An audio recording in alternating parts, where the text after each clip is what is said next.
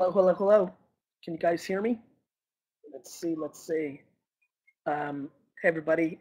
Happy holidays, happy new year. Uh, Nate, there you are. Good. Making sure everything's under control. I appreciate it, Nate. So that's on. Nate's on my side. Um, and so here we go. I'm really excited about this time, and we should really get into this Q&A session. So, a couple things. If you look right here below, if you have a computer camera uh, and you would like to jump on the air with me and ask me your question, I highly recommend you clicking right down below here and setting that up. Make sure your audio is all set. Um, we'll do that. Also, I will take questions from right over here. You can put in the comments. Sorry. Right there. You could chat and leave some questions, and I'll put the questions on the air here, kind of like where Casey here said, it sounds great. You can see right down here, I can click it and put the question up here, but I prefer to have you guys on camera with me. And so just to start everything off, I just want to wish all of you a happy new year. Thank you for being a part of this. And on the comments section over here, why don't you answer really quick for me? How many of you have had a chance to read the book? Give me a yes or no right over here in the comments section. Give me a yes or no if you've been able to read the book yet. Don't lie. Lying is the devil. Not yet for Natalie. Great. Casey, thank you. Diana, appreciate it. Jackie, thank you. Nicole, thank you. Lada, not yet. Okay. Allison, not yet. Dragon, thank you. Halfway done for Melody. Budget knows, partway, started it. Not through it all yet. Halfway through. Perfect. Round 5. Thanks, Steve. Patricia, not yet. Okay, good. So, again, I hope you guys enjoyed my talk at Eric's event in Vegas. That is why you're here. And I'm really excited to be a part. So let me test something before we go any further. Just want to see whose cams are ready and who's really ready to go. Let's try Lada. See how it works here. Hi, Lada. How are you? Great. Do you hear me? I can hear you. Yes. So can everybody else. Pretty cool, right? We can speak Russian even. Do you remember Russian? Я говорю по-русски. Да, я говорю, я все понимаю. Мне тяжело говорить, because я приехал, когда я был 3 годика, but я все понимаю. Ты меня просто поразила любовью к родителям. Это просто... Я сейчас читаю твой краш. И то, что ты говоришь про своих родителей, это просто... You love them so much. I do. All right, we better talk English because nobody's going to understand us. What Lada's talking about is my love for my parents, which is true. Lada, thank you so much for being here, and I hope you enjoy our Spreecast today. I can't wait. Cool. Do you have any questions for me specifically about the book or business or anything of that nature? Not yet, but probably we'll have. I didn't prepare anything. No worries. We'll do it later. All right, Lada, thank you so much. Happy New Year. All right, so that's working. I wanted to test that. Perfect. Okay, so let's see. As we enter this year, you know, a lot of you, again, were at the talk. We or watched the Spreecast or Ustream that was being brought to you through that conference. Obviously, I have a lot of passion for being an entrepreneur and a salesperson. I think we're living through, you know, very incredible times right now where the world is very, very different. I think there's a lot of ways to build a business, but I think that there's depreciating ways to build a business in 2014 as we've now entered it, and there's increasing new opportunities. So I'm gonna really go directly into Q&A because you heard my spiel. I can do more spiel, but I'd like to go into Q&A, and there's 2 ways to do it. First, I'm gonna put the people on the screen who want to click the camera button right down here, and I'm going to put them on. So Casey Edwards, get ready. Natalie Bueller, get ready. Nicole, get ready.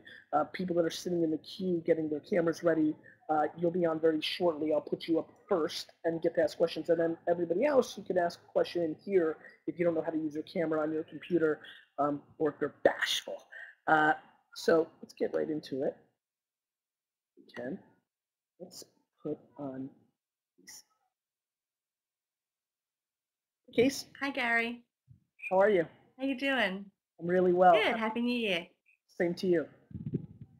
So what can I help you with? Love the book. Loved it. Have already regifted out 4 of my other 5 copies. Thank you. Thank you so much. Haven't got any prepared questions for you. I wanted to listen in and hear what some of the other guys had. Other than I've started following some of the techniques. I've set up the Twitter, which I hadn't been doing years ago, but then stopped. But you've got me back on track. Thank you. Following the different paradigms of Twitter to Instagram to Facebook, I've been immersed in Facebook for a while, but using Instagram, which had always just been a personal process for me, and now feeding it across into the business element. You talk about the different platforms and making sure that you're using the right type of media for the right platform.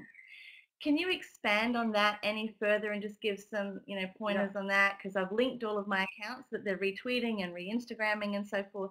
Is that a good? Is that a bad? Just a little bit of an expansion would be helpful for me.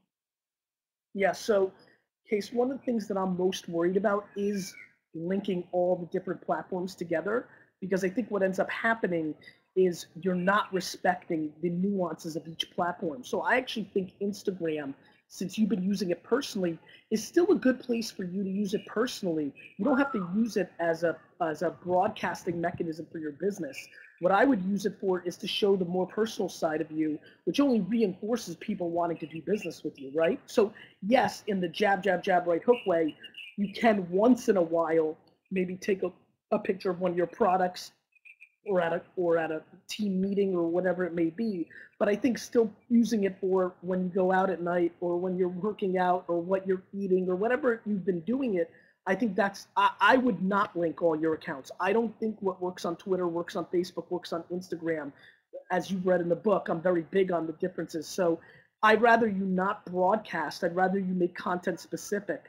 Instagram, I think, is a very personal place, not to mention, for everybody who doesn't know what Instagram's about, it doesn't link out, right? So it's harder for you to convert the right hook. You need to treat it more like print advertising, right? It needs to be more inspirational and innuendo. And so for me, for you, if you use Instagram the same way you've been using it, but every, let's say 10 photos, if you want to innuendo a business case use, that might be the right ratio. Okay. All right. Okay, so cool. Case, what do you do? What are you involved in?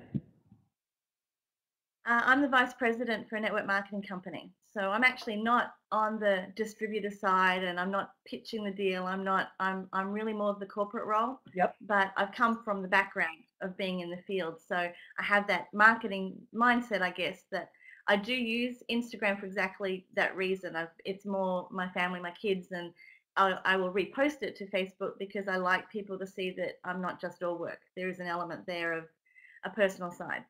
And Twitter, that was the reason I wasn't using Twitter. Makes sense. Because I'm not pitching myself. I'm not pitching anything. I'm really there for corporate. So here's something you should do with Twitter. You should follow every single person that is a distributor in your guys' world on Twitter. You should literally find them. Send out a bulk email. If you're on Twitter, email us back with your Twitter handle and follow them. And then when they're talking about their lives, just engaging with them shows that you're doing a customer service, a caring, because let's not forget, these distributors have a lot of options and they can go with a lot of other companies. And by creating that personal relationship, if their favorite Australian rules football team won the championship and you just say thanks, or if you just say congrats, that's going to make them have a little more affinity to continue to work with you guys. And so that's what I would use Twitter for, more of the jabbing than necessarily the right hooking. Yeah, that's kind of what I thought, because there's really not necessarily a right hook that I can deliver in that format. That's right. That's not my role, and I don't want to step over anyone's boundaries and take that role on. My role is just jab, jab, jab, jab, jab, and be there to reinforce other people's right hook. And the other thing you could be doing is scouring the internet for good information and be a great DJ. The best thing you could be doing is putting out content, great articles, great links to a video from me, a keynote from somebody at the head, an infographic that talks about new trends. You need to basically be the front page of a newspaper for your entire audience. yeah, that's kind of the profile I'm trying to follow. It's more motivation, inspiration. There's no pitching. I don't talk about the company or the products as much.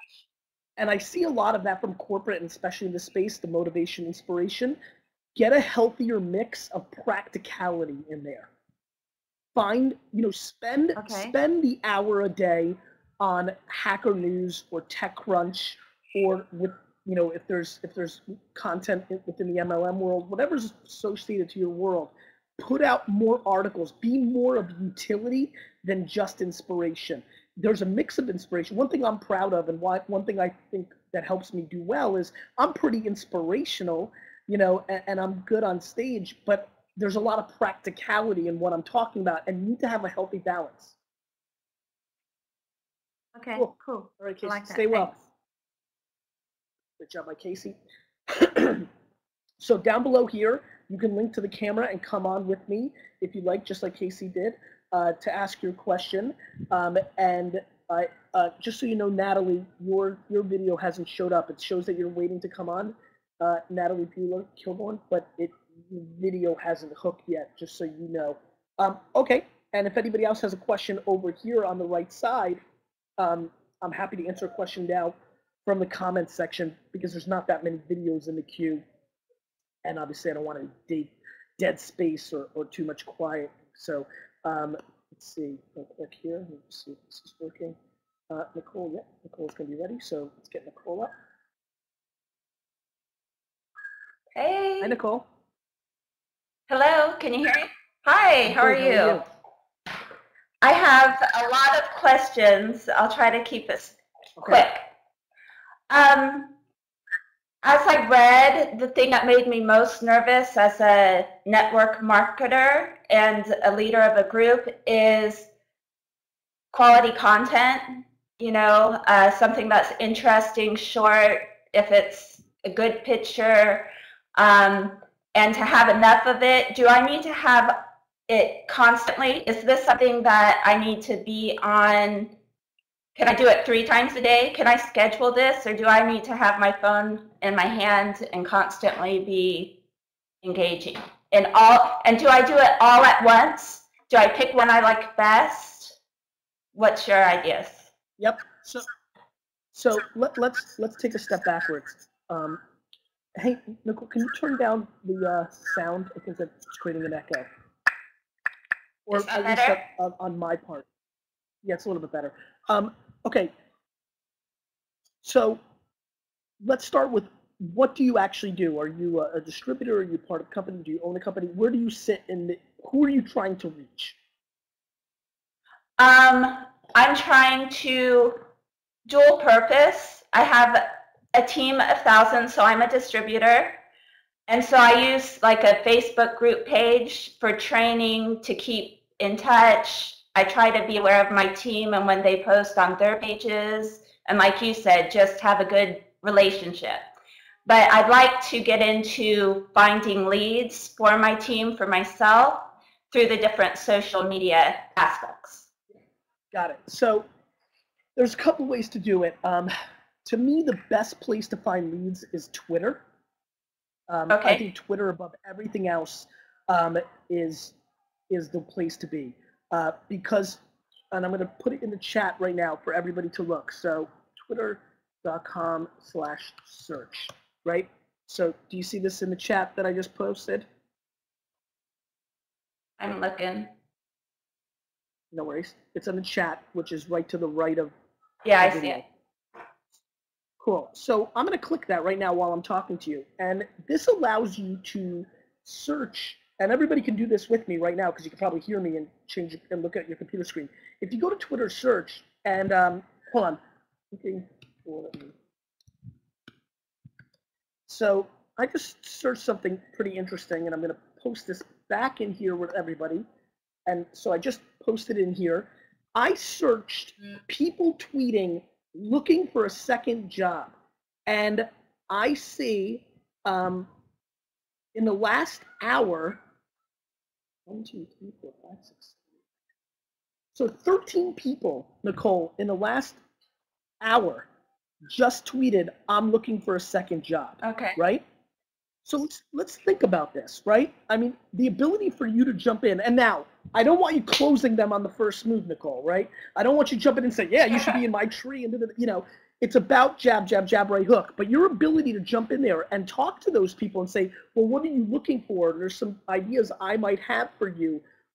You know, I also once had a second job, and this is, you know, whatever could be authentic that gets a conversation going.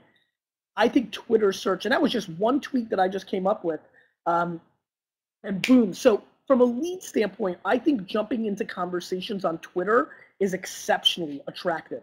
That was just one term that I came up with, and you can see there's a bunch of leads, and that's in the last hour. I mean, when you go back 2 or 3 hours, you're talking about there's hundreds of results for people that have tweeted looking for a second job.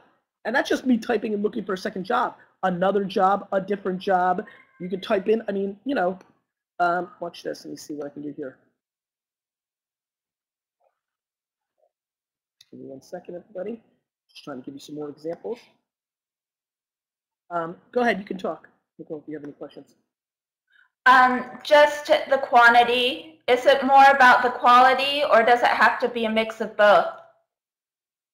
I think it's a mix of both, Nicole.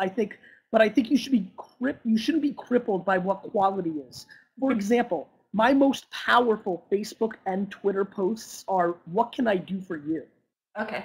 I mean, could you imagine right now if you tweeted or in your Facebook group, you just said, what can I do for you? You can have hundreds of people, you know, they always need something, you know? So, I mean, that can keep you busy forever, but what it does is it gives you insight to what you're not providing to your distributors. So it's, you know, yes, it's a motivate, you know, if you were listening to the last, when I was just talking to Casey, yes, there's a mix of motivation and you need to keep doing that.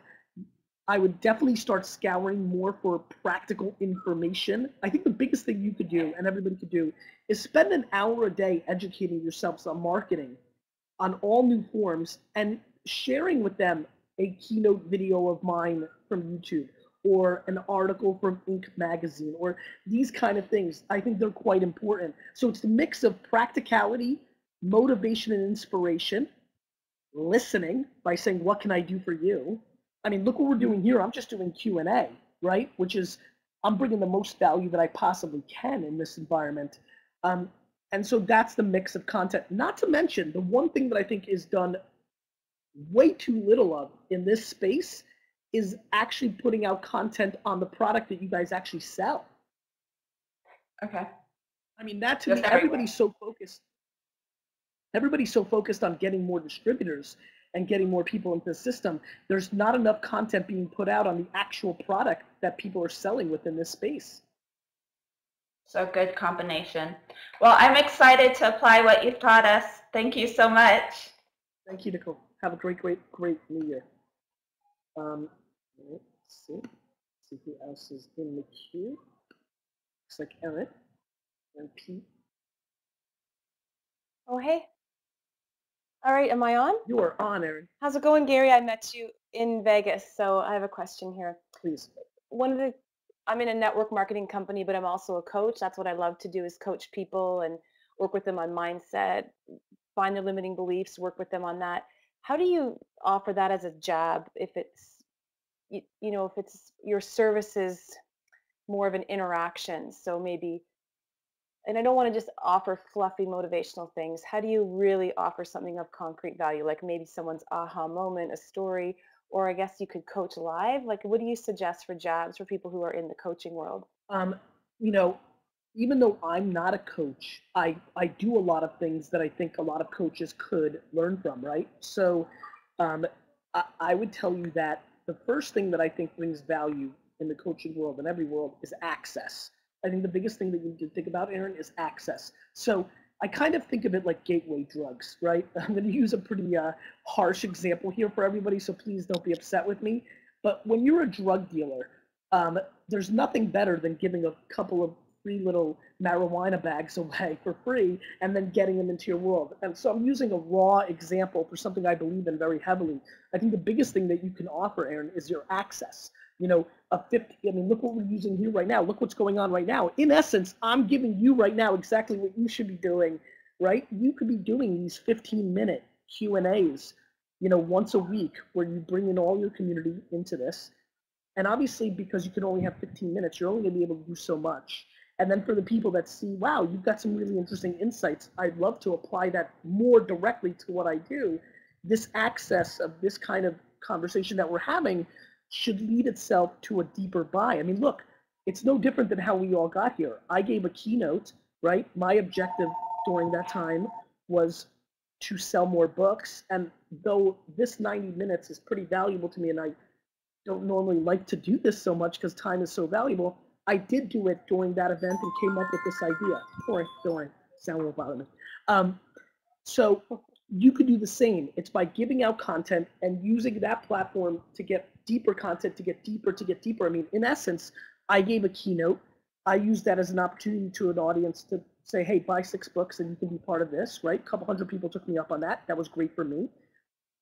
I'm not planning on doing it here, but as we go deeper here, I could say, hey, listen, if anybody wants to go even deeper with me, if you want to buy 250 books, I'll do a half an hour with you one-on-one. And so it's always leveling up. The same thing goes with coaching. I mean, the number one thing you could be doing is giving away free advice. This is where people get very confused, Erin. This is why most people struggle as advice or coaching or consulting being their job.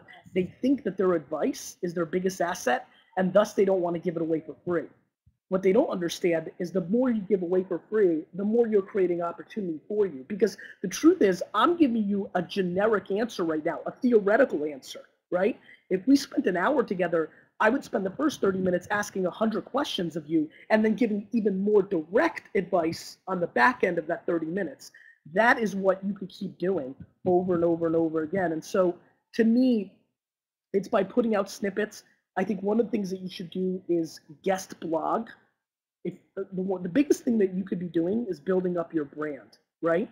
So yes, even though you're giving general information, the more places you could do that, the more you're going to bring awareness to you. But remember this is the best piece of advice I can give you if this is what you want to do. By creating a scenario where you're giving away information for free, that is going to be your biggest gateway to new business. And that is the biggest mistake that most people make when they are in the consulting coaching world, because they think that's what they're actually selling. So thus, how could I give that away? But it's just like the people at a farmer's market. The best way for a farmer's market person that's selling lettuce or jam or figs or whatever they're selling is when you walk by to give you some, right? They give you some, even though that's what they sell. And so I would give that a lot of thought. And the best way to do that is through access and content.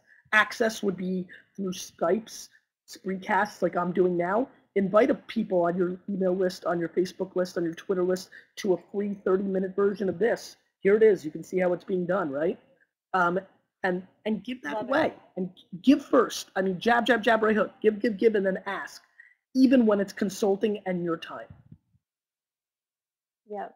Okay, great. Can I ask one more quick question? Merging my brand. So I'm a coach. That's what I love to do. That's my gift. But I'm in a network marketing company because that's where my cash flow comes from. So I have this, involved with network marketing because really making 100 grand a year as a life coach is pretty challenging. Maybe that's a limiting belief, but of course, before jab, jab, right hook, it was challenging. But so this is my money maker. So I'm trying to merge these, and it seems like I'm trying to merge just my coaching. I mean, it's worked well in my network marketing business because I'm able to coach all my downline, but how do you brand yourself when you have two different things? Like you had Wine Library, now you're an internet sensation. So you basically merged those two. That can be a challenge with a brand. I merged them by not being scared to talk about either of them at any time. I see. So just laying it out there. You see what I mean, Erin? I think you're overthinking it, and rightfully so. I think people get confused by it. I am just Gary Vaynerchuk. You just have to brand Erin Postel. Like, you have to understand that's you. And there's other things that are interesting about you, right? And I think all those things make you. So, people look how much I branded the fact that I'm a huge Jets fan. Yeah, I mean, that's part of who I am. Yeah. And I have a lot of conversations with people around the Jets. I'm not so sold that I haven't been booked for speaking or have hired some clients because the person on the other end of the decision was a huge Jets fan or a huge wine fan, or very into root beer, or likes to curse publicly. You have to show all the things that you are. And so I wouldn't be scared But at the same token, I don't impose my will on my different pockets. If somebody wants to talk to me about internet marketing, I'm not going to make them buy wine from me. You know, that's a Got really it? good point. If somebody's Yeah. I think in network marketing, I was we kind of like every, you know, it is part of the stereotype of an internet or a network marketer that they're going to, you know, somehow try to sell you their product, which I don't want to be that girl, and I really strive not to. And that's why I made that point. You jumped on the punchline. I was building up to that crescendo. I'm proud of you for having the aha moment so quickly. That's what it is. Because of the way network marketing is, and listen, and the reason the stereotype exists is because 99% of the people are doing it. Yeah. There's truth in stereotypes.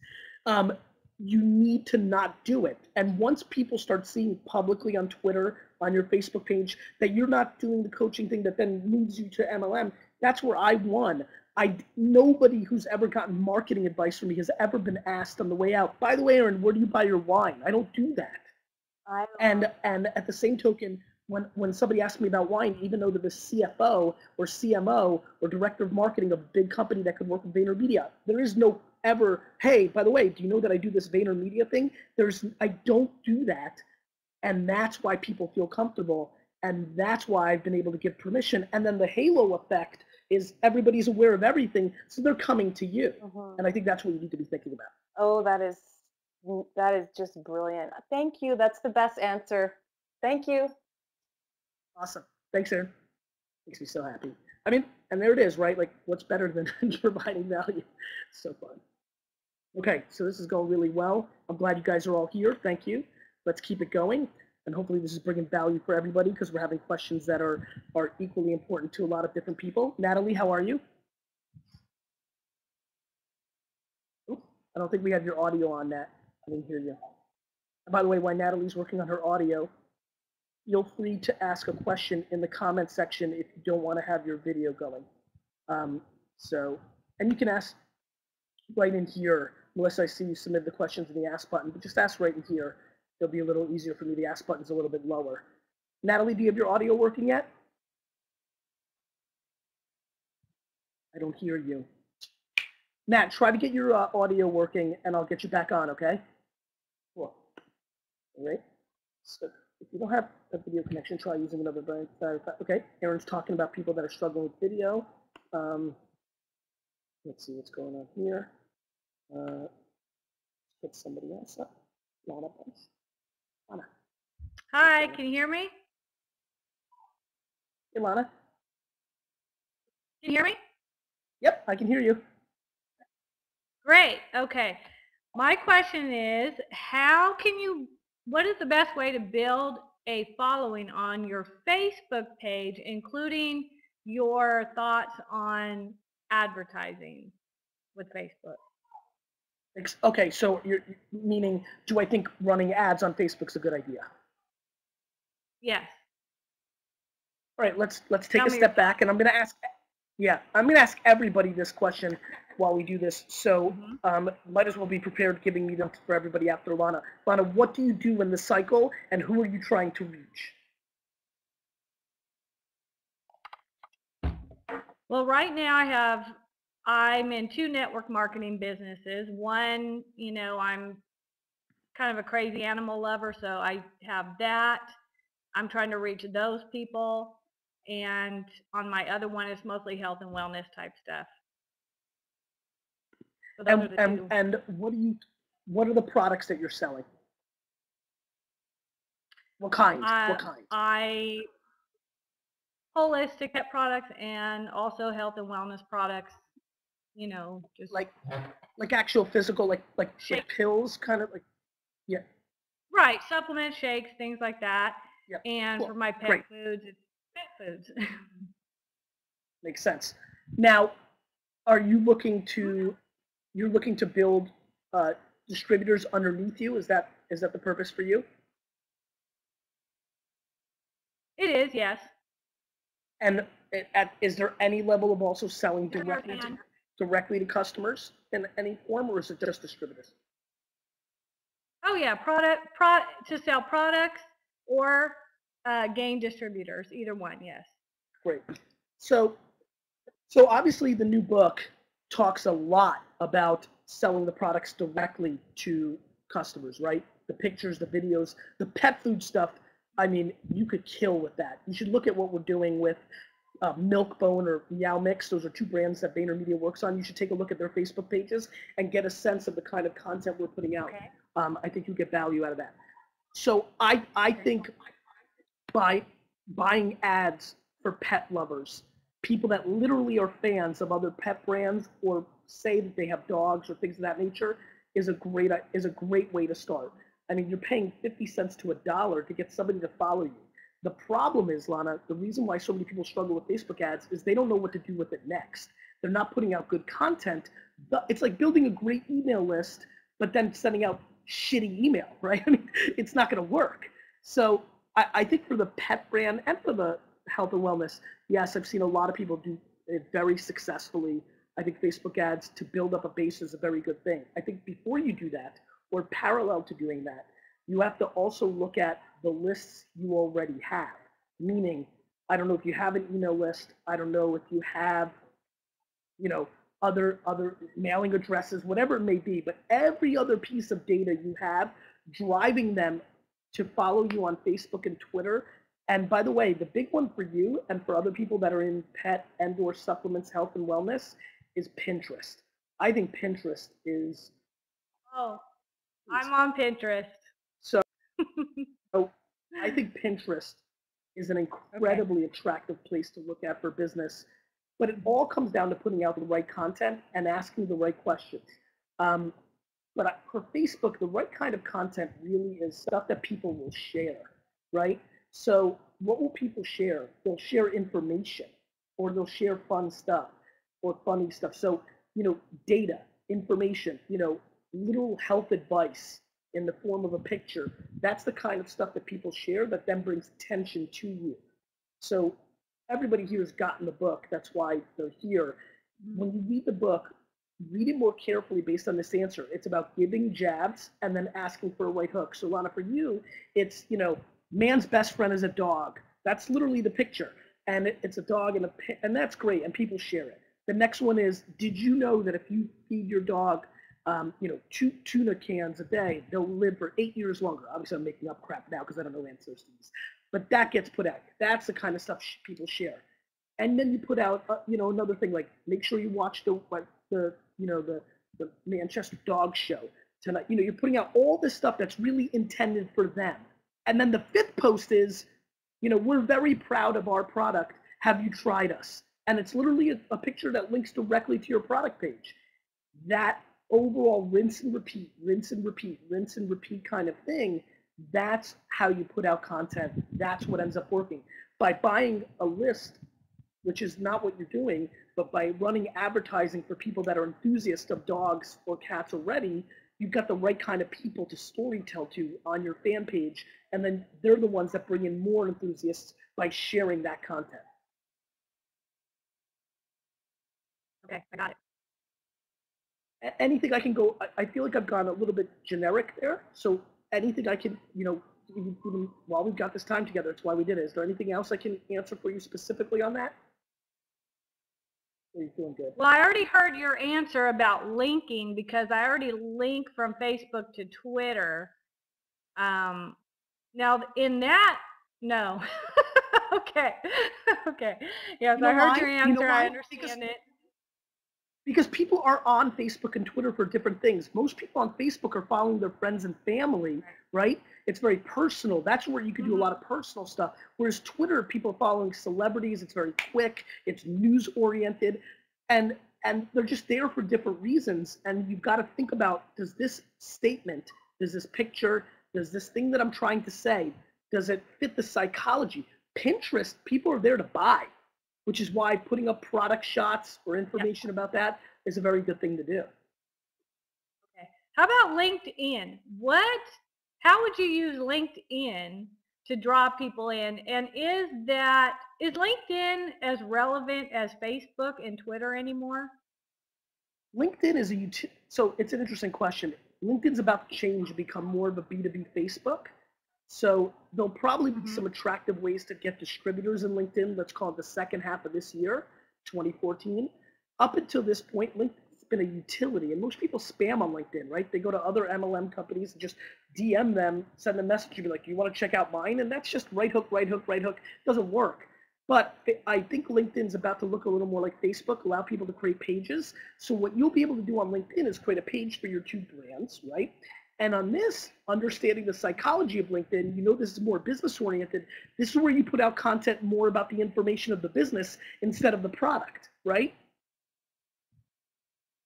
Okay.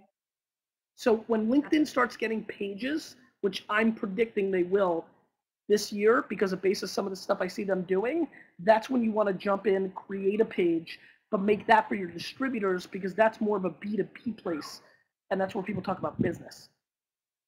Okay. Great. Gotcha. Thank you. You're welcome. I hope you have a great New Year. I hope you enjoy the Q&A. You too. Great. I'm enjoying this. Let's see Dennis jump on here. Let's see if he's ready to rock and roll. Dennis? We're not hearing you, Dennis. I'm not sure if your mic's on. Check your mic real quick. While Dennis is going, I'm going to take setting up his mic. I'm going to be looking at the comments section right now over here. Anybody have a quick question? GB, Melissa asked a question higher up in the stream. I'll look for that. Thanks. Melissa.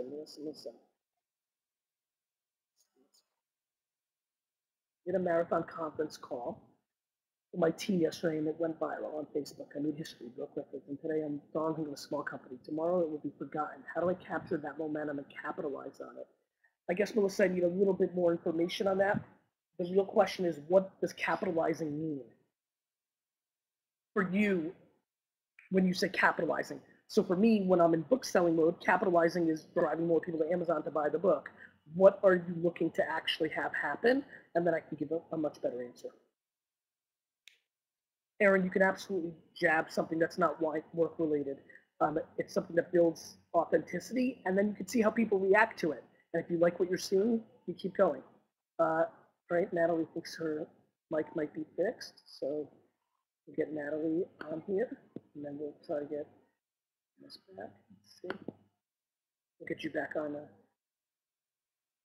Can you hear me? Yeah, I can hear you. Okay, awesome. Question. Can you make it a little louder? You think? How's that? Yeah, it's better. I can hear you. So one of the best things in network marketing is lifestyle marketing. Shoot, it's a little choppy, Nat.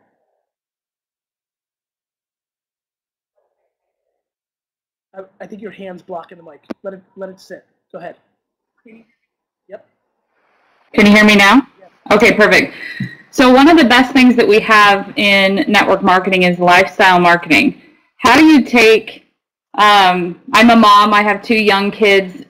How do I protect my family in, talking about the cool things we get to do, things like that, without crossing that boundary into like family privacy and not making it to where, like on my personal Facebook page, I hate accepting people that I don't know, but I know that's probably a large market that I'm able to tap into because people are finding me from a magazine they read or something like that. How do I protect my kids but still open my lifestyle up to attracting people? The same way I do, which is actually create a Facebook fan page and don't use your personal page as your actual marketing.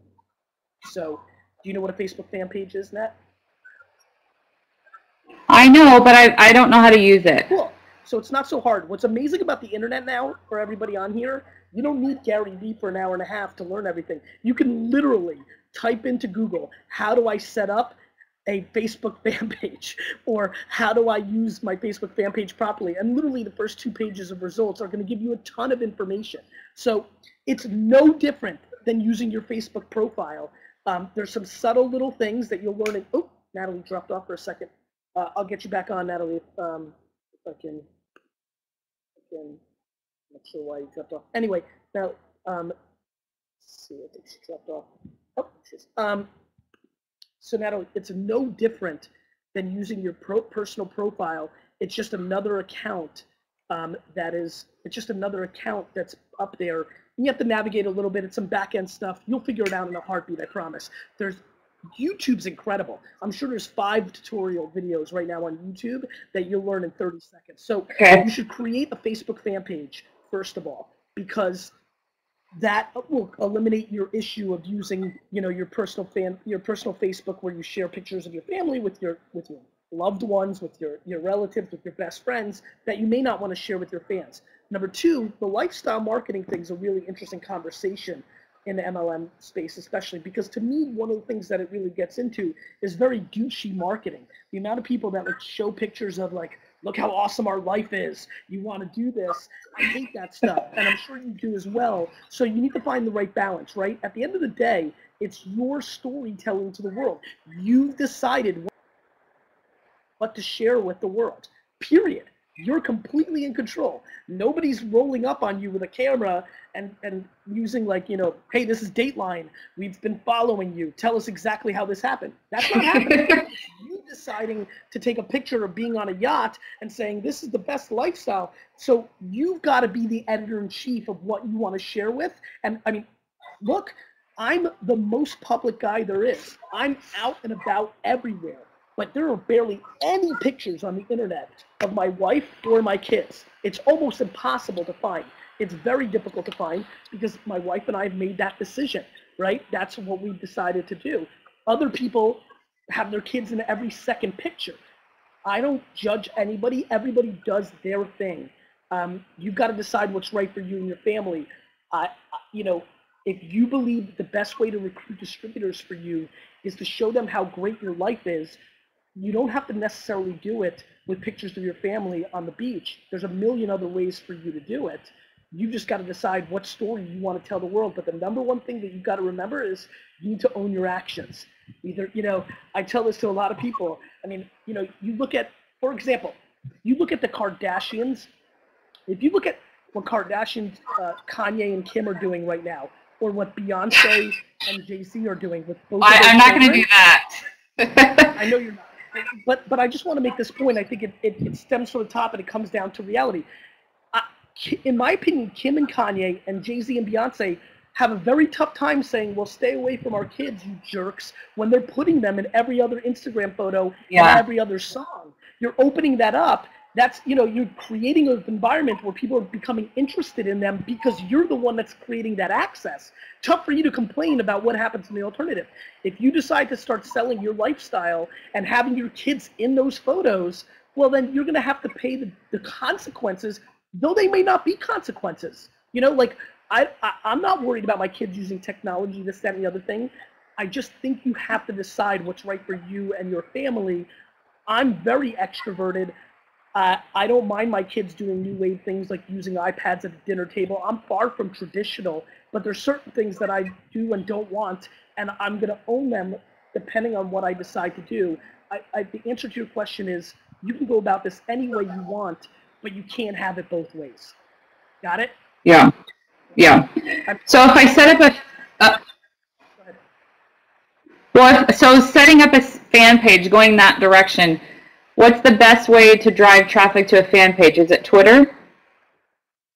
I mean, Facebook ads, using your current Facebook normal profile, you should do like 10 posts over a couple of weeks saying, hey, by the way, I'm only going to talk about my business life on my fan page going forward. So if you're following me here on Facebook for that reason, follow here. So you want to siphon whoever you have brought into your normal profile over there. I would put a signature at the bottom of your email signature. So every email that you ever send says, hey, I'm here on Facebook. I would buy probably, a couple $100 worth of Facebook ads because you'll get a couple hundred people. And if you do right by them, you can build thousands of people that way. However else you communicate to anybody in your community or distributors, whether that's email or direct mail or at a conference or whatever you do that as well. And then you've got your little base, right? You've got your little 30, 60, 90, 400 people. I started with 400 people on Twitter. Now I've got 1 million. The way you do it is by constantly feeding them good content that they share with others that then make them want to follow you. Okay. Specifically, one last question. I am in a weight loss business. So right now it is harvest season for us. What would be, if you could give me one tip on the plan of attack in the middle of the hottest weight loss season of the year, what would it be? I'm going to try to do something right now. Hold on 1 second. I just give me 30 seconds. I'm going to show you something really awesome. I just searched on Google Pinterest infographic weight loss. That's what I'm searching, right? And I'm going to images and boom. Didn't take me long. Got exactly what I'm looking for. I'm going to show you something that I'm a very big fan of, and I'm sharing this with you and everybody because that's what we're here for. I just posted something on the right side. I want everybody to click it. It's in the chat. Here's all 70 of you. Click this if you have a chance. Tell me if. Wow. Those obesity infographics? Yeah. You see this? This is great. Yeah, I can see it. You see what I'm going with? If you post that on your Facebook page to 100 people and 30 of them share it. Now, if you look at the infographics, the key, and I'm not sure if they're doing this here, but the key is to make sure that the bottom or the top has information about your business, right? It's like a magazine ad. You can't just have the infographic. You've got to have the infographic that it also, but what's great about Pinterest is it links directly to a page. So what's incredible about Pinterest is if you click one of these infographics, it can go directly to a web page. So the fact that I think the number one thing you need to do is make visual content, right? Do you know that 1 in every 2 people are overweight in Texas? And then you post it to people in Texas. You know, it's that kind of thinking. Do you see where I'm going? Yeah. Thank you so much. I really appreciate it. For sure, Nat. Use that as an inspiration. I wish you well. Okay, great. Let's keep this going. And again, I'm trying to answer questions for everybody. Aaron, the way I searched for infographic was just, I literally typed in weight loss infographic Pinterest on Google, and then I checked images, and then there was a ton of them there. So Google Images, typing in the word infographic into Google and then hitting the images tab will give you unlimited infographics. And then what you can do is hire an infographic artist, if you're lucky enough to be able to afford one, to then you basically tell them what you want and they'll make one for you, because I'm sure, like myself, most people here aren't infographic artists. But infographics are becoming very viral. It's visual storytelling, and it gets a lot of people to become aware of you. And you're always one person away that has 1 million followers on Pinterest, putting that on their Pinterest board, and boom, you have a lot of new people following you. So I'm trying to give generic answers to a lot of these questions as well, because I want to make sure a lot of these answers help and answer a lot of questions for you guys. So that's that. Let's go to Jackie N. Jackie. Hi. I read the book. Lots of information. I'm a virgin at all this. So I need help. I feel that I'm tied by my network marketing company, that I can't use my brand, of course, because of legal issues that they have and making sure the brand is represented properly. How do I make myself the brand so people relate to me as the brand and then search me out for that? To do what I've been telling some other people here before and what I'm doing now. The way to become the brand is to put out content. You know, I've said it at the conference, I said it in the book, and I'll say it to you here again so that everybody else hears it as well. Everybody's in the media business, right, Jack? I mean, everybody's in the media business. And, right. You know, and listen, you're lucky. You have a great look too, like the glasses and everything like that. You can have like your face. Like, I'm not joking. I wish I had the look that you have here. It's very brandable. You've got to put out your content. It's about you putting out content that's coming from your mind. Here's something I want to say, Jack, to you and everybody else. I now live in a life where every passing thought that I have, I realize could be a piece of content. And that's not how we were raised, right? We were raised to think that, you know, this idea I have, or this thought, I'm not scared to put out my best ideas to the world for free. And the second you get to that place, you can then also be a media company, because you can't put out crap. You got to put out your best stuff. So there's 2 ways to be a personal brand. You could be a songwriter, or you can be a DJ. Okay? Okay. So if you find yourself struggling to come up with original ideas, and that's something I'm very good at, and most people are not, it's hard. The other thing you can do is be a curator. What makes Walter Cronkite or Dan Rather or Oprah so great? They weren't creating the content, they were the curator, right? So one way, Jackie, you can make your brand is, you can create something called Jackie's Lists. And every day or every other day, you could have 3 links to interesting things on the internet. Now, that takes work. It takes an hour or 2 every day of going around the internet trying to find interesting things that may pertain to MLM distributors, you, female entrepreneurs, mothers, whatever it may be. Yeah. But that's the game. Okay. Okay. And then the way I can find out if I'm doing it right, of course, is by replies, results, followers, that type of thing. So then I know which direction I need to go. And ask questions, Jack. You heard me say that to somebody else, right? Maybe after you've done it for a month, you say, what am I doing well? What am I doing poorly? It's unbelievable to me that people don't ask enough questions. Ask questions. Okay. Right. Thank you. That puts me on the right path. Thanks, Jack. Good luck. Happy New Year. All right. So in lieu of that, knowing that not everybody's putting their camera up here, to right here on the right side, what can I do for you guys over the next 40 minutes? What can I do more of? Because I'm trying to get a bunch of people on here because I think they're answering a lot of questions other people have, and I'm trying to answer directly. Do you want me to do more questions from here so more people get questions? What can I do more of for you in this next 40 minutes to deliver value? Please answer me right here in the comments. Okay, so when I create a fan page and a Twitter, is the name or something catchy? Natalie, it doesn't have to be. Believe it or not, I love that person's actual name. If Natalie Bueller is available, take that.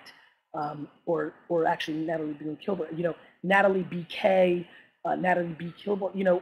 Go with something creative like that. But I don't think it needs to be like the marketing prince or anything like Bueller. Sorry, Bueller. I think that your name is better than anything you could do. Where's the best place to direct Facebook ads to? Topi, it really comes down to, what you want to accomplish. To me, the best place for Facebook ads is to, I think, the best place to direct Facebook ads is to your Facebook page so that you can then build an actual relationship with them. So getting them to follow you, not directing them anywhere, just making the follow my page ads, and then you put out content constantly because you're not relying on just one kind of transaction where you paid 40 cents for the click, they go to a landing page, it doesn't convert, you're out of it. Whereas they follow you, you get a couple of chances to convert them. So that's that. Gary, I find that people in network marketing who try to get into social media often get caught up in the minutia as opposed to realizing that their job is to get content in front of eyeballs and then refine. I agree, Diane. People are just short-sighted and they just want a quick score. And listen, I was doing Wine Library TV every day for 18 months before anybody cared. It's a journey. It's a marathon. Anything worthwhile is something you have to put time and effort into. How is the best way to interpret the Facebook analytics page on my fan page? Do I market to anyone or target specific demographics? Case, the answer is both. The answer is absolutely both. Rick, how many jabs before a right hook? Rick, completely based on how good you are. If you were Apple at the height of the iPhone when everybody wanted it, you could absolutely just right hook every day. The better your product is, the quicker you could probably go in for a right hook. But most of us have to jab 3, 4, 5, 6, 7, 8, 9, 10 pieces of content before they go in for the right hook, in my opinion. So, all right, let's get some more human interaction, which I like so much. Steve? Hey, Gary, how you doing? Can you hear me? Perfect. I can. First of all, thanks to your wife and kids if they're somewhere along the background there as you're on vacation, I believe. My question is, a lot of people would get overwhelmed with the specific how-tos of each platform, and I know you're talking about formatting your content for each of these platforms. Before we get going, do you have a team or a workflow that you recommend before you start publishing content? I know you're talking about putting the logos on each of the photographs and stuff. And I know many of us, we don't have graphic designers and those kinds of things. So is there spaces and places we can go to kind of get started on that habit right away once we have our question, brand? Steve. So that's a question of somebody who read the book carefully, so I appreciate that. I also didn't have any graphic designers. It was all me up until this last year. But the truth is, Steve, the space has become more visual. It's become more about pictures, not just a written word. So whether it's an intern, I'm going to get you a better answer to this, Steve, because I know there's some iPhone apps that you can create assets and you can like literally put them into your picture very easily. I don't use them because I have the luxury of now having a full-time designer who's helping me do this. The best thing to answer you with is, if you're lucky enough to have very basic Photoshop skills, use them. A lot of people here don't. Okay. I don't, right? But there are some emerging apps on the iPhone that are going to help people. There's also a new startup called Fope that helps you get pictures. I just posted it. Let me just make sure this is right. I should disclose that I'm about to probably invest in this company, but I am not an investor as of this point, but I'm a big fan of it. Hence, yep, Fope. So, is that FOAP.com? 1 second, guys. Yep, FOAP.com. I think for like $12 a piece or something as low as that, you can buy a photo, right, from people, or you can even sell your photos from your iPhone. So maybe a little side business for some of us. But you're barking up the right tree, Steve. This is becoming a more visual platform, and graphic design skills are going to become more valuable. So there's a thing called Mechanical Turk. It's owned by Amazon, where you can buy very inexpensive labor. So I could see the ability of you taking a picture, sending it to them, and then sending them a copy of, of a picture from Jab Jab Jab Right Hook and saying, I want it to look like this. They could do the work for you, and it might cost you like $10. It could be really low. So you've got to hack your way to being able to execute it, because I know most people aren't going to hire a $60,000 a year graphic designer. I see Casey saying that Odesk also offers that service. So, Perfect. Fiverr, yeah, we're for Fiverr. Yep. So there's things also, Gary, can I ask a few more questions, unless there's somebody waiting in the queue real quick here? Go ahead, please. Yeah. Blogging. I know there's a lot of blogging platforms out there, and a lot of people, obviously, they want the analytics from their own domain name so they can see where their traffic's coming from and measure the results. I recently just converted it to my page to an About Me page with my own domain name, but I noticed you talk a lot about Tumblr, or you use Tumblr. Is there a reason why you choose that platform, and do you think it's a growing trend, or? I don't think, when I wrote Crush It, I thought Tumblr was the next blogging platform. It evolved, and now I don't view it as much of a blogging platform as I do another content social media platform. So I put Tumblr in the same place I put Pinterest now, more so than WordPress. To me, WordPress is the place that I'm most comfortable with. There's an emerging one called Get Barley. Barley is what it's called. .com is Get Barley. But WordPress is the place to host blogging, in my opinion, right now. But the other place to write content for, it's not your place to host your blogging, but if you're putting out information, I'm a very big fan of Medium, as you might have noticed, Steve. I saw you doing that. Well, it looks like if you're there, and go ahead, Gary. The reason is Medium has a network effect. There's so many people there recommending articles right now that if you write a good 2 or 3 minute article, you have a chance of getting a lot more exposure. So medium.com, if you just want to write random thoughts. What I also like about it, Steve, is a blog post is tough.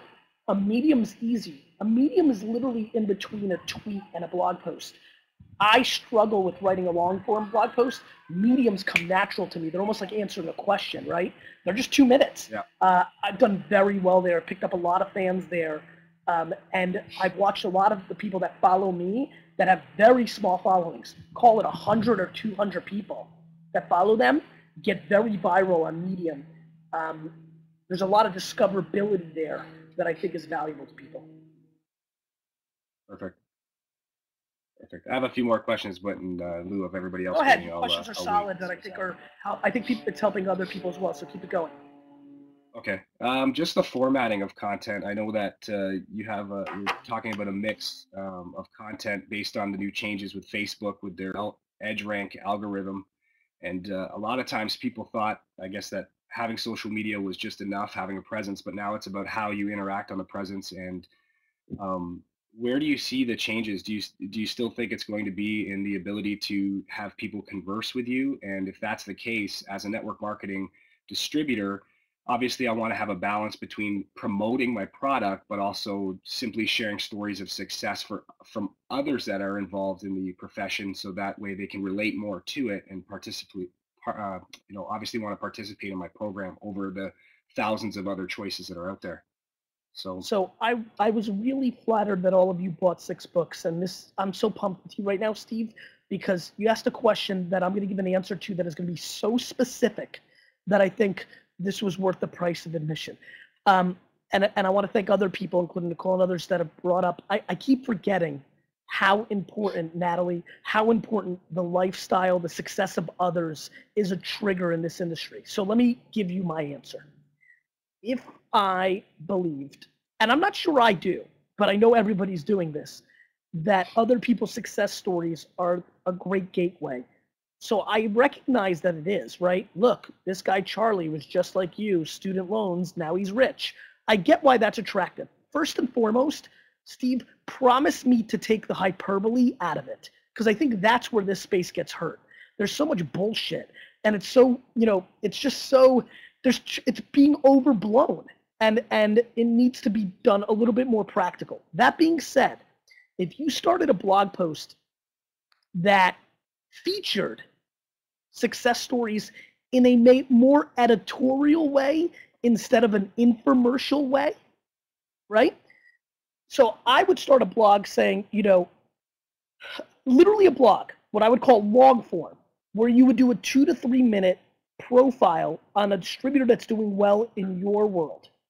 And you would ask them 5 questions. It's more of an interview than it is, again, you know exactly where I'm going. I can see by your head nod, and I can tell everybody here, I can feel the energy right now. Everybody knows what I'm talking about. I don't want to see yachts and fucking champagne. I want to see practicality. So I would say making you the editor, where you might call it 5 questions. 5 questions to success, where what you do is every 3rd day, at once a week, once every 2 weeks, whatever works for you, you literally do a 5 questionnaire with a distributor that's doing well. Now, you obviously are leading that horse to the well, so you are asking about the success, how's your life better, those things. You don't hype it up too much. You've got the answers. Now what you do is you take that interview and you take a picture of Stan, right? And you put his best quote from the interview over his face, right? It says, 3 months ago, I was struggling to pay rent. Now I'm not crushing it. This is where I'm trying to down the hyperbole, right? I'm not in yachts and BMWs, but it feels nice to be able to pay my loans and my rent, right? You take that quote and you put that on your Facebook, the picture of him, the quote, and then a link to the full interview. Got it? And video, ideally. Not ideally. Not everybody's great at video. Video if you want to. I happen to be good at video. Not everybody's good at video. So what you do is you basically write a long form piece of content in these 5 questions, mix it up, try video, try written word. That's on you. Then you so now if you decide to do video, go look at, here's something good. I can see the people jumping in and giving good responses, so I'm very excited. Go to my YouTube page, everybody. I'm gonna link it up right now. Here's my YouTube page, right? Yeah, Gary, I think a lot of times people in the network marketing profession, they actually take out the work that's involved, and they're scared to show the work that's involved, and they don't want to show the real life stories in today's world. Go the other way. Nobody, I'm telling you guys, the problem with network marketing is you live within your own bubble, and outside of your bubble, everybody hates the fact that you don't talk about the work and that it's all the baloney and the pizzazz. I hate that, right? And you saw the tone that I took in my keynote at Eric's conference. I went with a totally different direction, and in my opinion, even within the M-Hum world, that's why everybody responded so well to my talk. Anyway, if you look at my Gary Vaynerchuk YouTube page, if you look at it carefully, there's a lot of things we do where we take 1 minute from a 1 hour keynote and we make it a video in itself. You'd be able to do that too, Steve. You're interviewing somebody, 5 questions. You take the best answer. You make it a 25-second video and you post that. It's about taking a long form piece of content and turning into 4 to 5 different good little pieces of content. You take a picture of the Instagram, but you make it authentic. You literally, I could do it right now. I could take a picture of this right now, and so that's a little more grainy and authentic, but that's what's good on Instagram. And I think that's with our business as well, and many network marketers will say this. We talk about duplication. If we use advanced tools, techniques, and strategies, our team isn't going to be able to duplicate that process. And in the end, like you said, our goal is to sell shit. So I either want people using my services and my product, or number 2, I want to take advantage of the opportunity and doing the exact same thing. And I think a lot of times we glorify it so much that we don't leave room for the everyday average person to start succeeding with us. And I think we need to give them the full picture. Big time. I think that when this industry starts talking about the steak instead of the sizzle, the upside becomes dramatically bigger. I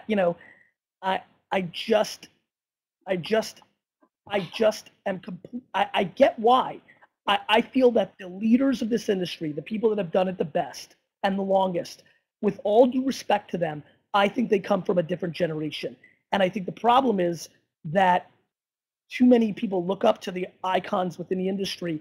And I'm saying this with all due respect to the best of my ability.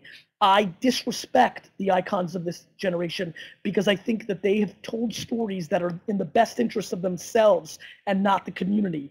And as the world becomes more transparent, I think there's going to be a change. And I think the people that are the leaders of a more authentic conversation around this industry will have a tremendous upside.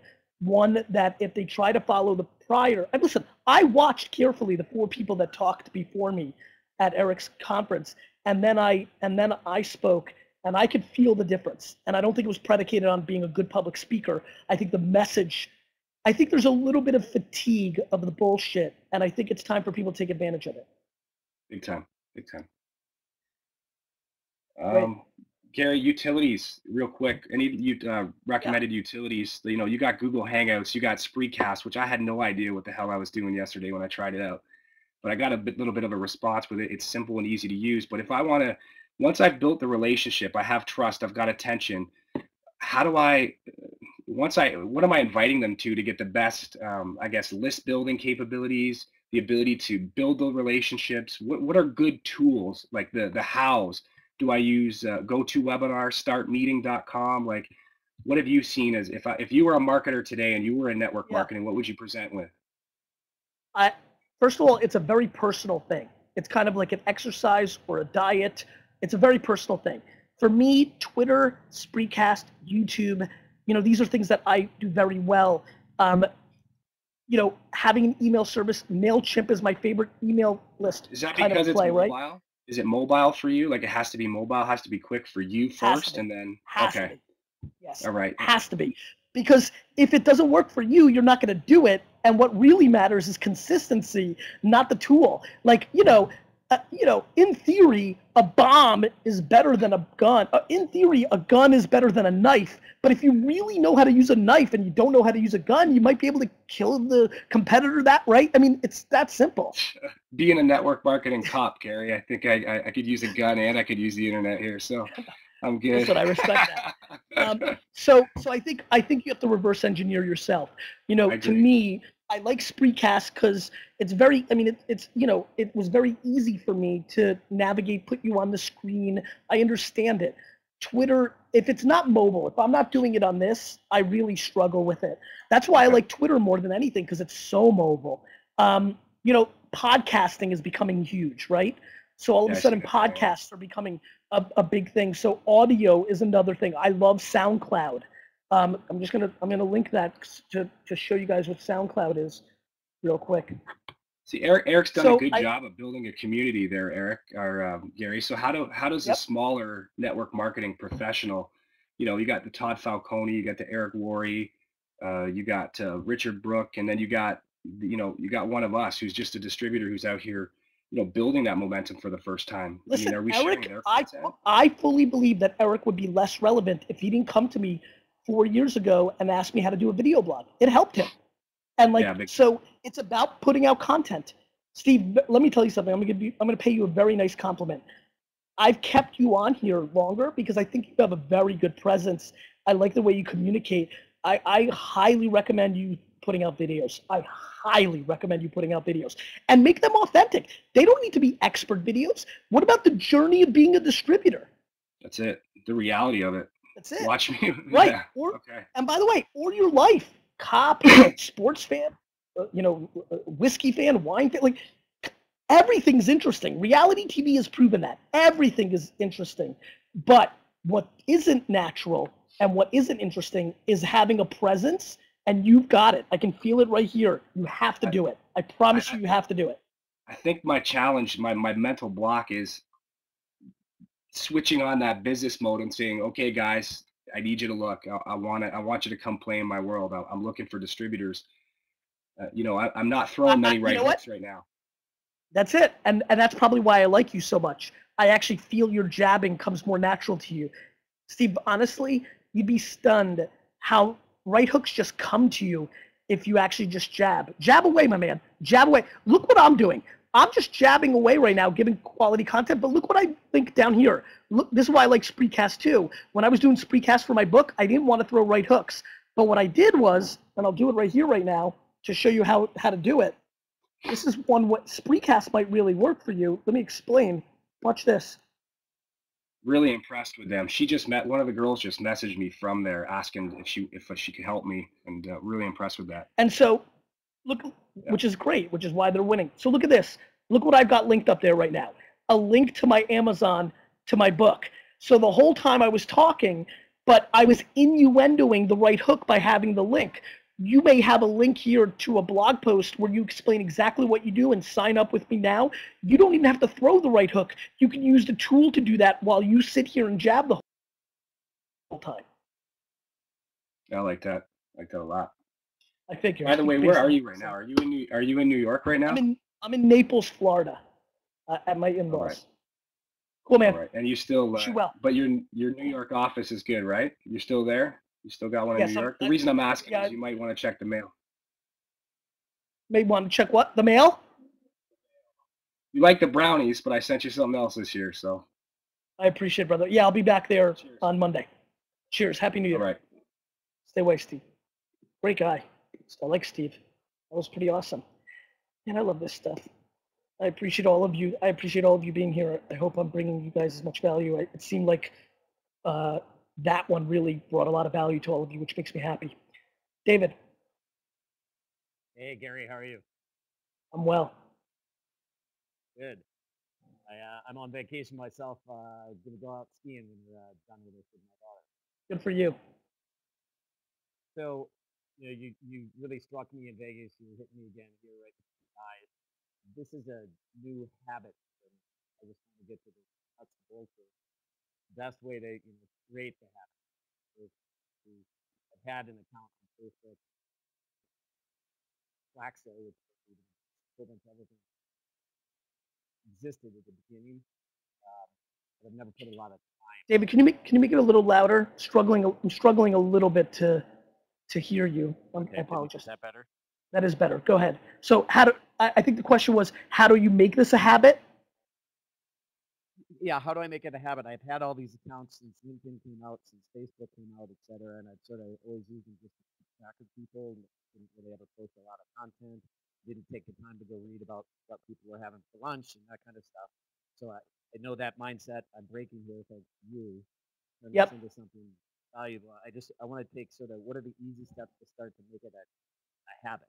I know that's a good question. And again, what are you looking to accomplish, or where do you sit in the lexicon? Yeah, so I'm also in network marketing, and I'm in it for massive. I'm to lift people. I'm here to lift people out of their economic quagmire. I lost you again. Can you push it back up? Yep. Okay. So I'm in network marketing, and I'm doing it from an economic development point of view. I'm here to lift people out of their economic quagmire, in, for example, poor economic communities next to me, and all of that, and just show them there's a new way, to take control of their life financially. Got it. And are you So are you doing coaching along with, you have your own kind of thing, you have your distributor within a thing, or do you have your own MLM company? No, I'm a distributor. I'm in a distributor inside one. Got it. So, I mean, you know, let me say this. I desperately want to lose weight, like about 15 pounds, right? Not because, you know, luckily I carry my weight pretty well. So it's not because of the vanity of it.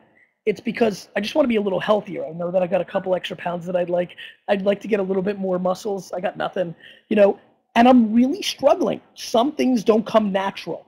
I don't have a one shoe fits all sizes answer to you. Here's what I can tell you. It's becoming very imperative to communicate on these channels, right? That, you know, I feel that I will get in the best shape of my life when my doctor says you're going to be healthy, you're going to have health issues, right? I feel like when I'm going to really get there is when push comes to shove and I get scared more so than being on the offense of it, because being in good shape, working out daily doesn't come natural to me. So I would like to try to help you and say, hey, try different things. The number one thing that I think can work is making it mobile, because mobile's always with you. So the best piece of advice I could give you is, how much email / texting are you doing on mobile / web browsing? Is it a solid number? Is it growing habit? Where are you at with that right now? Email, texting all the time. You know, web browsing when I need to look something up. So I was also web browsing when I needed to look something up, and in 2013, I forced myself to get even more habitual. And now I'm doing way more actual work on mobile than I ever did before. My best piece of advice is to put the Facebook, Instagram, and Twitter app on the home screen of your phone, right? Now, I'm going to share with everyone the home screen of my phone right now. And what's interesting about the home screen of one's phone is it's a very good insight to what somebody is in real life. So look at this. I mean, we're looking at, let me try to get a set of people for everybody. We're looking at, you know, my calendar, then Twitter, then Facebook, then Path, then Context, which is a new one I'm trying out, then Vine, then Instagram, then Twitter again. I have 2 Twitter, then Snapchat, then Facebook pages, then Google+, then Uber, then Delectable, which is a wine social network, music, the weather, stocks, camera, and messages. I mean, I'm unbelievable. I'm almost all social on my home screen. I've never seen anybody have more social on their home screen. It shows what I care about.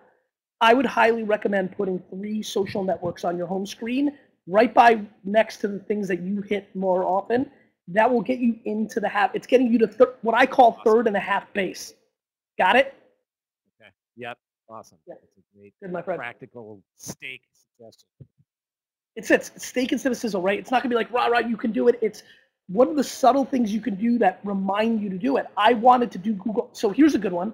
I wanted to do Google Plus more this year, Dave, and now it's on my home screen, and I've been doing it more. So the home screen of the phone is probably the most important place in the world right now. If there's things you want to do, heck, I just gave myself a good piece of advice. I'm going to tweet right now, what's the best weight loss app out there? Maybe it's a calorie counter. I don't know what it is, right? Maybe it's Nike running, but I'm going to literally tweet that right after this in 10 minutes. And I'm going to take my community's answers and I'm going to put it on my home screen, and that may help me. My Fitness Pal, there you go, Natalie gave me. So that's the best advice I can give you, Dave. You know, I spent a couple of years in the software industry. You just tied it in for me. It used to be the battle for the desktop, and that's where Google. That's right. By putting out Gmail, they got the eyeballs on the desktop, and now you just. That's it. It's the same.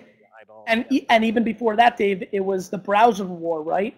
Microsoft got Dell computers to default into having the browser. They killed Netscape. That was it. It was over.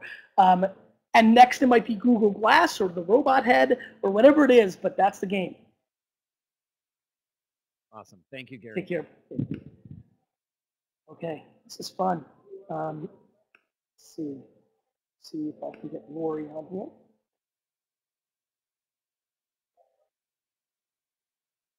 Hi, Lori. Is your mic on, Lori?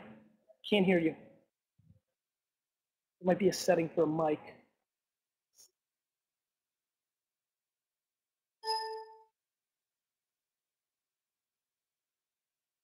Nope.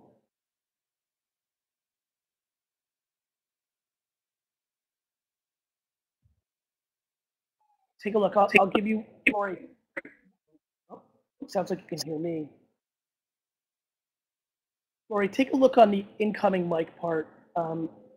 If you feel like you've got it figured out. Oh, talk, Lori.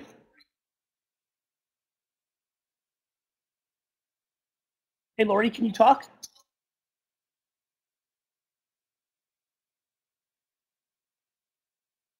Lori, say something real quick.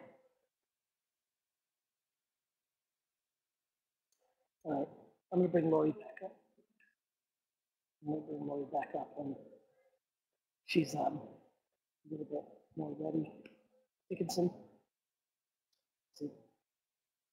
Thanks, Steve. I'm in good shape. Johnny, How are you doing, Gary? Can you hear me? how are you? I can. Good, good. Thank you so much for having me on here. Sure. So my question was really aimed at not so much the social media stuff, but capture pages, and really wanted to know what your thoughts were on using capture pages as well as with the social media aspect. Like, what is the best way are you talking to about convert? landing pages that are capturing data and information or signing people up? Sure. Yeah. Yeah. So I'm a big fan of landing pages, but not the ones that have like screaming red and pizzazzes and confetti flying everywhere, and if you don't, pop-ups. And so I think first of all, we look at a lot of data on landing pages, Johnny, and if you know what capture pages is, how long have you been paying attention to landing pages on the web? Let me ask you that question. I've been in the industry of network marketing for about 8 months now, so only recently have I been taking a look at landing pages. Okay. And yeah. So the biggest thing. So then maybe as a customer growing up on going to pages and seeing pages that were trying to convert you, respect the audience, right? First and foremost, respect the audience and know that a landing page is a right hook. So when you're sending people there, don't make it deceitful. When you're on social, on Twitter, on Facebook, if you're sending people there, make sure you're like, hey, sign up for our product, link, and if they know they're coming to a landing page. What people don't want is be linked to a landing page where you're trying to sell them and you kind of innuendoed in your Facebook status or Twitter that you weren't. So the authenticity of like throwing the right hook, that's the key. Okay, so Make then sense? jabs, can you really use a jab with a landing page? Yeah, I mean, I think you use the jabs beforehand. You're giving away information, you're answering questions, you're putting out quotes, you're putting out information. I wouldn't use a jab to be, it's kind of like boxing. It rarely happens that a jab knocks somebody out, right? It happens a little bit more in MMA because some clean shots, but a jab is really a jab. It's a setup. I wouldn't necessarily use a jab, and listen, you could throw a quick jab and a right hook. I mean, if you want to throw an infographic out or some information or a white paper or a slideshare. I mean, let me show you a good example of where a little bit you can get into it. So this is a hardcore jab where I threw a subtle right hook into. I'm going to post it right here. This is something that I think a lot of you should check out. It's called SlideShare. And it's a way for you to make a presentation. At the end of this presentation, which was a full-fledged jab, because I just wanted to educate people, I did have a link to my book. I've debated if I wanted to do that because that is throwing a little bit of a jab and a right hook and a jab.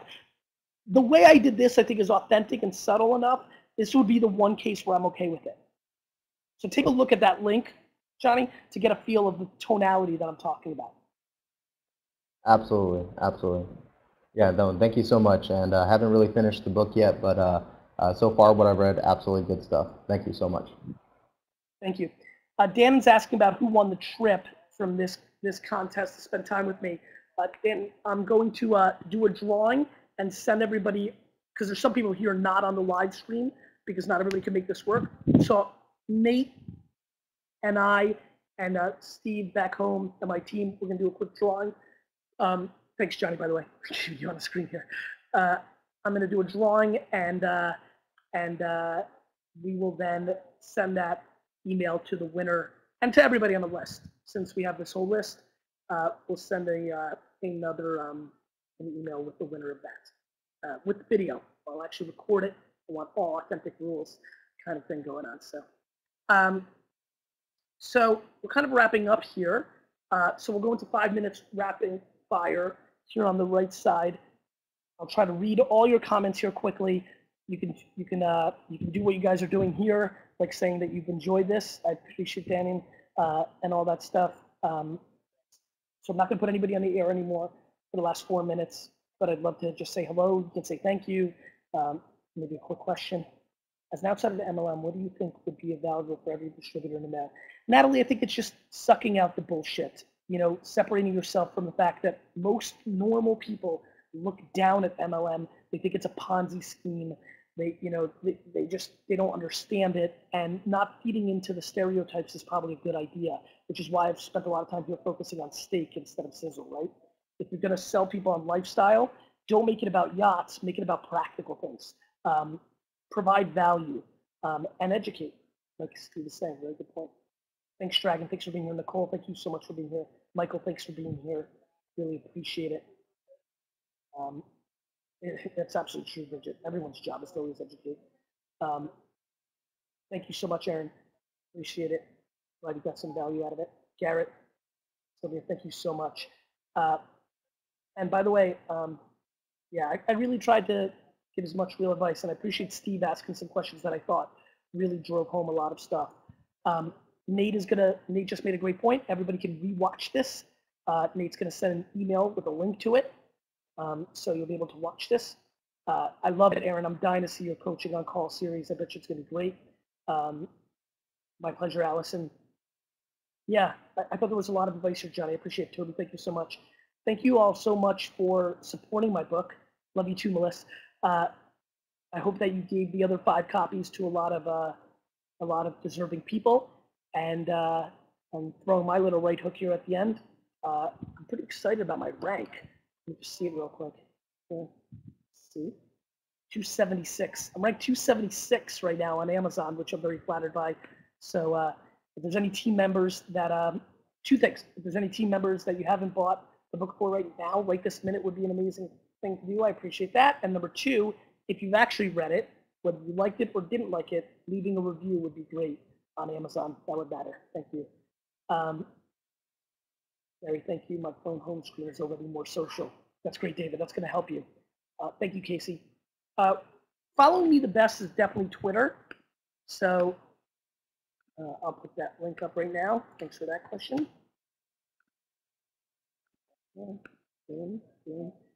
There it is. And now I'm putting it on the screen right here.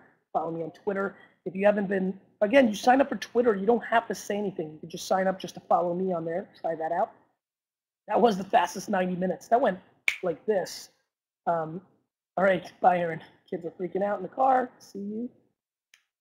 Gary, do you have another book lined up? Can you be hired to help someone launch one? Probably not hired, Steve, to be honest with you. I appreciate you asking.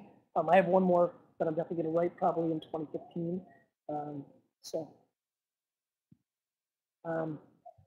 Thanks, everybody. Thanks a lot. Spasibo большое. All right, guys. Have a great New Year. And yeah, a lot of fun. Take care.